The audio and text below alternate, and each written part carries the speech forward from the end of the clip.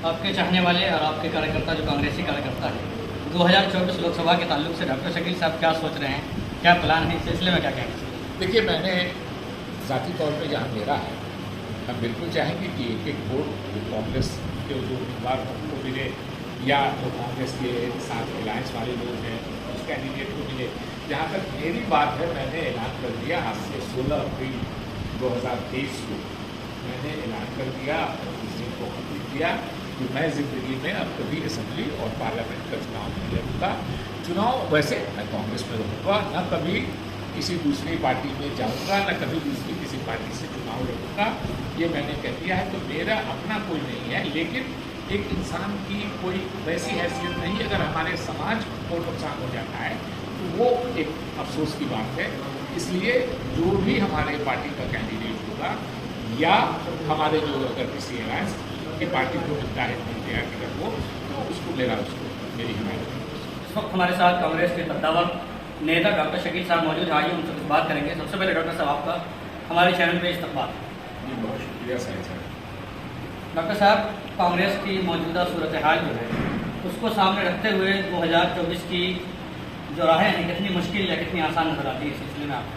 देखिए, कोई भी इलेक्शन आसान नहीं होता है, मगर अभी जो रुझानात आ रहे हैं, जैसे हम हिमाचल प्रदेश का चुनाव जीते, बीजेपी हिंदू मुस्लिम में लड़ाना चाहती है और हिंदुओं के अपने को नुमाइंदा बताती है, मगर हिमाचल प्रदेश में 92% से ज़्यादा हिंदू समाज के लोग। कांग्रेस काफ़ी बड़ी जीत कांग्रेस की हिमाचल प्रदेश में। उसके बाद कर्नाटक का चुनाव हुआ, वहाँ भी बीजेपी को वहाँ हम काफ़ी अच्छी मार्जिन से जीते हैं। अभी जो बीजेपी ने अपना इंटरनल सर्वे कराया है मध्य प्रदेश का, वहाँ हम लोग जीते हैं। तो जाहिर है लोगों को बात समझ में आ गई है कि जैसे अंग्रेज़ों ने हम हिंदुस्तानियों को हिंदू मुस्लिम में लड़ा के 90 साल तक, उसी तरह मोदी जी और उनके लोग कोशिश कर रहे हैं। मगर तब के हिंदुस्तान और आज के हिंदुस्तान में फर्क है। आज के लोगों ने पहचान लिया मोदी जी को और बीजेपी को कि इनके पास न कोई तरक्की करना पॉलिसी है, न नौजवानों की बेरोजगारी का कोई हल है, न किसानों की मजबूरी का कोई हल है, न महंगाई पर कोई कंट्रोल है, न लॉ एंड ऑर्डर पे कोई ये है।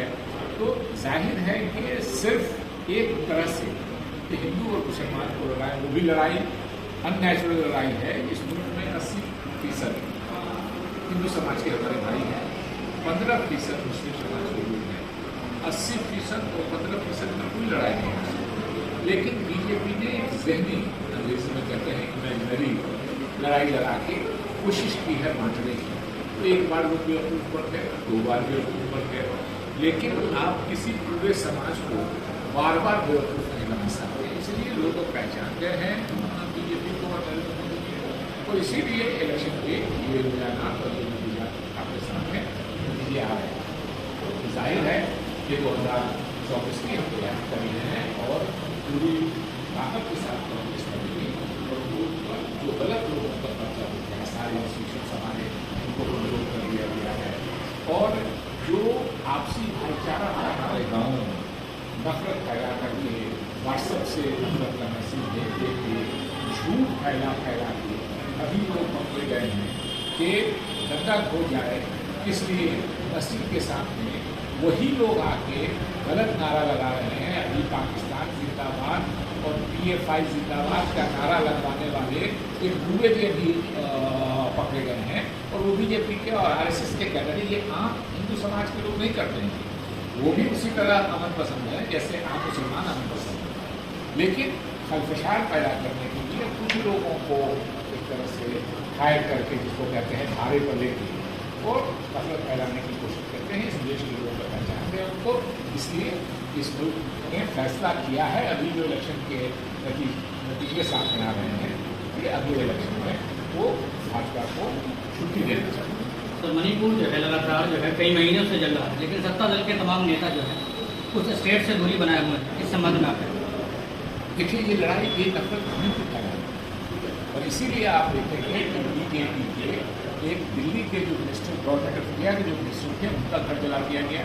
बीजेपी के कई लीडरों के घर जला दिए मणिपुर में लोगों ने। प्राइम मिनिस्टर ने, अफसोस की बात यह है कि उन पर झगड़ा उनका लगाया हुआ है।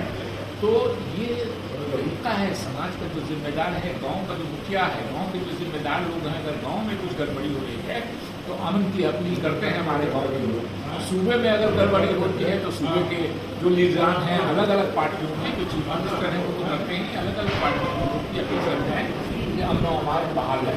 आपको अफसोस हुआ है और पूरे मुल्क को इस बात का अफसोस है कि लगभग 52 दिनों से मणिपुर में ये काम हो रहा है, नफरत फैल रही है। 100 के आसपास, एक महीने के हिसाब से 100 के आसपास लोग मरे हैं और लगातार लोगों के घर जलाए जा रहे हैं, मोहल्ले का मोहल्ला जलाया जा रहा है। लेकिन प्राइम मिनिस्टर ने हमारे, वज़ीर आज़म ने हमारे, इनके मुल्क के लिए जिम्मेदारी है, एक अमन और शांति की अपील तक नहीं की है हमारे प्राइम मिनिस्टर ने, इसलिए कि ये झगड़ा ही बीजेपी वालों का लगाया हुआ है और इसीलिए अवाम गुस्से में बीजेपी के लोगों को, उनके मुल्क को, उनके जायदाद को निशाना बनाया। महाराष्ट्र के अंदर जो सियासी उथल पुथल अभी हुई है उसका इम्पैक्ट बिहार पे पड़ता नजर आ रहा है क्या? नहीं, देखिए, महाराष्ट्र में सूबा है, मामला है, जाहिर है ये बीजेपी चाहती है कि जो हमारे मुखालिफ लोग हैं उनको कमजोर करें।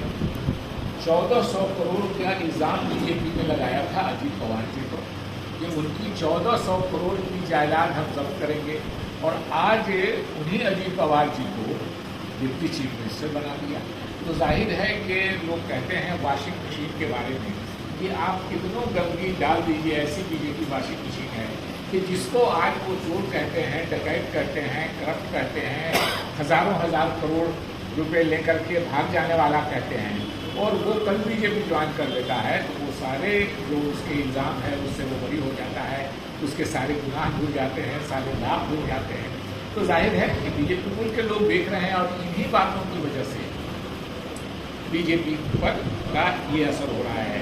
राहुल गांधी जी गए हैं मणिपुर और मणिपुर जाकर उन्होंने क्या क्या है, अमन की अपील की है और साथ में जो मजदूर हैं, जो अपने घरों को छोड़ के रहते हैं, जो मुतासिर होते हैं, चाहे इस समाज के हों चाहे उस समाज के हों, उन सब से मिलकर उन्होंने क्या है, राहुल गांधी जी ने जाकर वहाँ फसाद पैदा करने की कोशिश नहीं की, अमन पैदा करने की कोशिश की है और यही हर हिंदुस्तानी की जिम्मेदारी है। राहुल गांधी जी तो अपनी जिम्मेदारी निभा रहे हैं, मगर जो मुल्क के वज़ीर आज़म हैं जिनकी आईनी जिम्मेदारी थी कि वो अमन और अमान की अपील करते और किसी तरह अमन बहाल करने की कोशिश करते, वो नाखुश